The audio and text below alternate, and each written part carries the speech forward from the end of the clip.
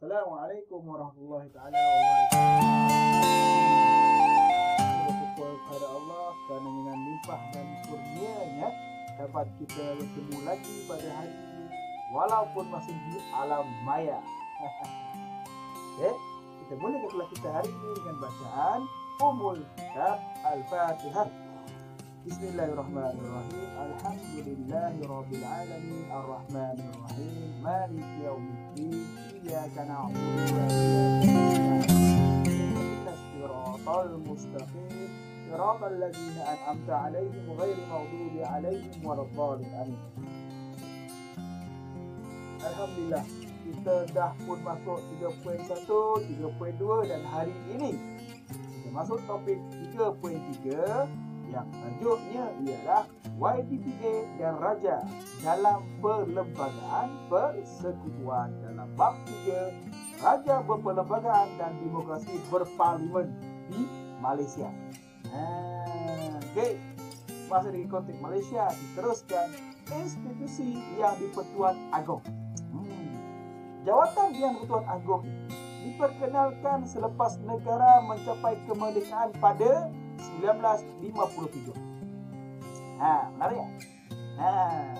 Yang Pertuan Agong dipilih dari kalangan raja yang memerintah di 9 buah negeri.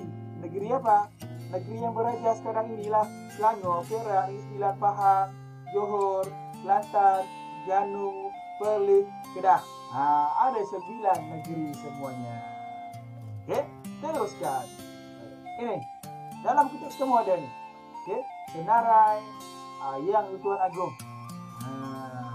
Okey, baca dalam konteks nanti ya, baca. Seterusnya, kedudukan Yang di-Pertuan Agong. Kedudukan Yang di-Pertuan Agong adalah Ketua Utama Negara Malaysia. Okey, ini termaktub dalam Perkara 32 Perlembagaan Persekutuan. Okey, dalam perlembagaan termaktub Raja ataupun Yang di-Pertuan Agong sebagai Ketua Utama Negara. Okey, baik. Yang di-Pertuan Agong juga menjadi punca kuasa kepada kedaulatan, ketaatan, perpaduan, kebesaran dan kemuliaan negara kita. Boleh. Baik, tengok petikan yang saya ambil daripada buku teks. Okey.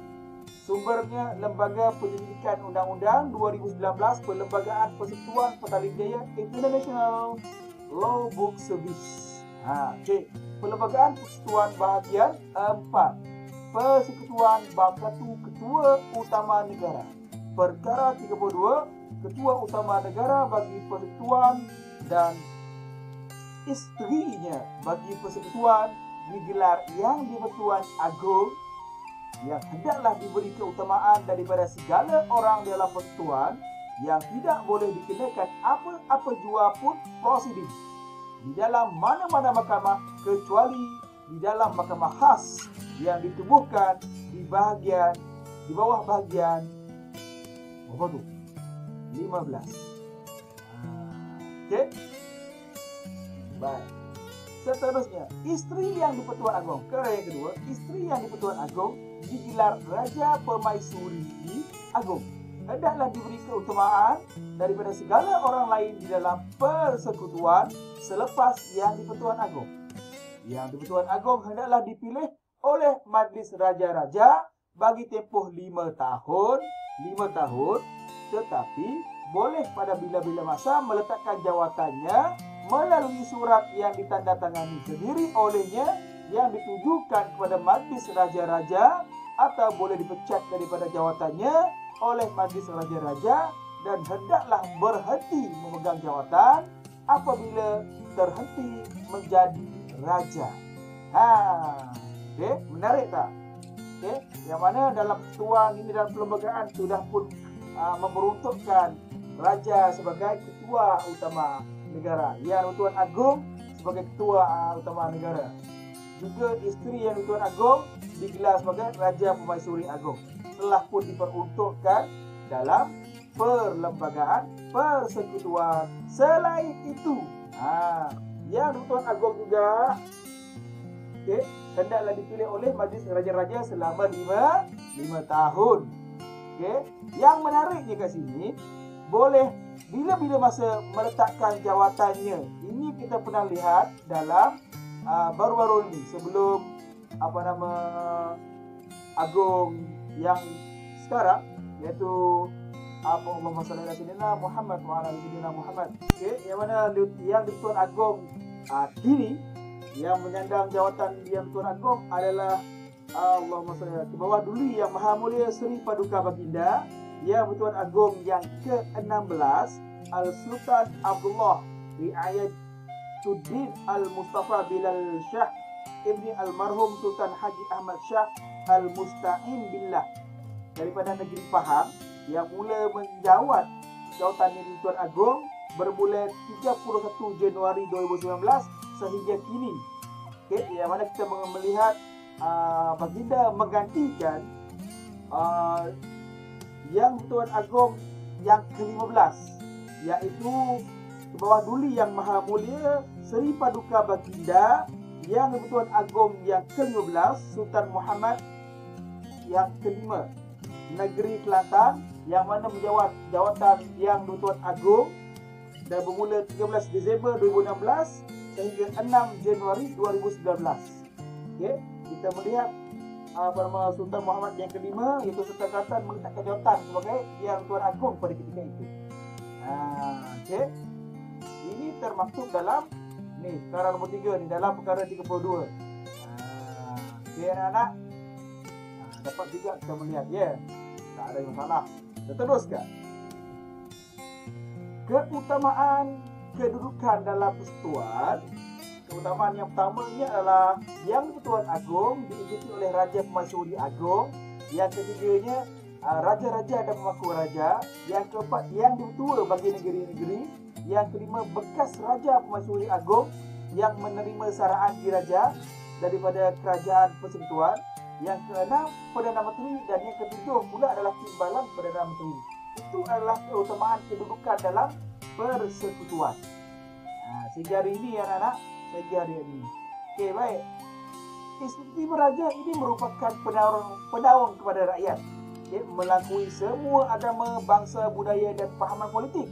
Sebagai rakyat Malaysia, menjadi tanggungjawab kita untuk memartabatkan institusi beraja bagi institusi ini menjadi lambang kedaulatan negara kita. Okay. Selain itu anak-anak, negara kita juga pernah memperlihatkan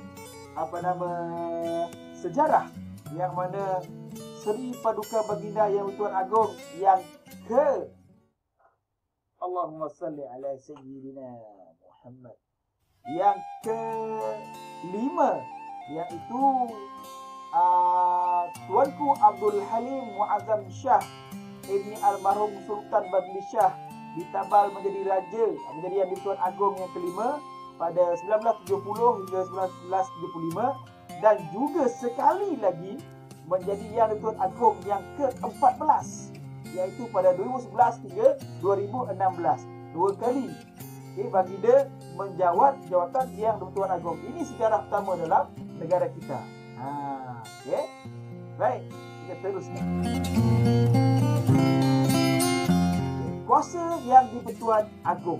Yang di-Tuan Agong ni anak-anak mempunyai kuasa atau peranan yang luas dalam pemerintahan, meliputi kuasa eksekutif, perundangan dan kehakiman. Okey. 3 tajuk ini kita akan penjelaskan lagi nanti dalam tajuk 3.4 insya-Allah. Okey. Baik. Tengok sebelah ni kuasa eksekutif. Kuasa eksekutif ni yang Tuan Agong bertindak mengikut nasihat jemaah menteri anak-anak. Yang mana baginda melantik Perdana Menteri dan Jawatan Menteri, merupakan pelantikan jawatan penting juga lepas tu berkaitan dengan ketenteraan dan diplomatik. Okey. Baik, sambungan kuasa perundangan, kuasa kehakiman. Okay, kita akan perincikan lagi nanti dalam tajuk 3.4. Okey. Baik. Ini tengok baca nanti baca supaya untuk pengetahuan am baca ya. Seterusnya,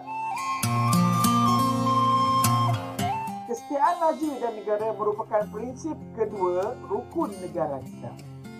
Sebagaimana kita sebagai warga negara yang patriotik, kita mesti mengamalkan prinsip tersebut bagi menggahirkan taat setia kepada Yang di-Pertuan Agong yang merupakan tonggak pemerintahan negara. Tengok ni, prinsip rukun negara kita ada 5. Okey, ada 5. Kesetiaan pada Tuhan, kesetiaan pada raja dan negara, keluhuran perlembagaan, kedaulatan undang-undang, dan kesopanan dan kesusilaan. Okey, ikrar. Seterusnya, habis untuk tajuk 3.3. Okey, anak-anak bila faham ni tak faham, ulang-ulang kita faham terus konteks saya ya. Okey, ada masalah kita ada grup WhatsApp untuk berdiskusi. Semoga anak-anak semua mengambil iktibar dan pengajaran daripada pelajaran hari ini. Sayangi negara kita, taat setialah kepada raja dan negara. Sallu ala Nabi.